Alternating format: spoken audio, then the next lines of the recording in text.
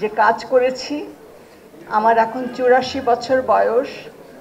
আমি দীর্ঘ 65টি বছর যে কাজ করেছি সে কাজে নিবেদিত ছিলাম, সৎ ছিলাম এবং আমি একনিষ্ঠভাবে চেষ্টা করেছি যে কাজ করে যাব। সেখানে আমার নিজের স্বার্থ দেখিনি, আমার নিজের কষ্ট দেখিনি, আমার কোনো কিছু দেখিনি। আজকে আপনারা আমাকে যে সম্মানে ভূষিত করেছেন, এর সম্মান আপনাদের মহত্বের, আপনাদের হৃদয়ের ঔদার্যের, আপনাদের সবাইকে আমার কৃতজ্ঞতা। আমার আসতে দেরি হয়ে গেছে, অনেক দূরে থাকি আমি, সেই উত্তরায়, এবং আজকে ভেবেছিলাম ছুটির দিন জ্যাম থাকবে না, তারপরেও আসতে দেরি হয়ে গেল। সেজন্য আমি আপনাদের কাছে ক্ষমা প্রার্থী এবং আমি আপনাদের কাছে চিরকৃতজ্ঞ আজকে আমাকে এত বড় সম্মানে, এত বড় আলোয় আলোকিত করলেন। আমি বাকি যে কয়টা দিন বাঁচব এই ভালোবাসা নিয়ে এই পৃথিবী থেকে যাব। আপনাদের সবার প্রতি আমার কৃতজ্ঞতা, ভালোবাসা, অনেক ধন্যবাদ আপনাদের।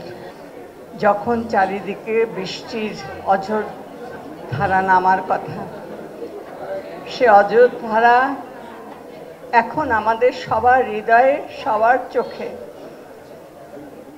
আজকের এই সন্ধ্যায় আরো অনেক আনন্দে ভরে উঠত যদি দুদিন আগের এই মর্মান্তিক ঘটনা আমাদের জীবনে না ঘটত।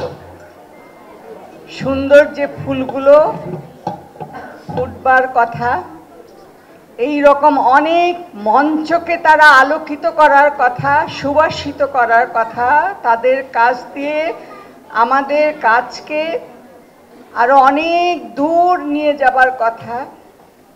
অসময়ে তাদেরকে হারিয়েছি। আজকের এই প্রাপ্তি আমি তাদের জন্য উৎসর্গ করলাম, সেই সব প্রাণদের জন্য।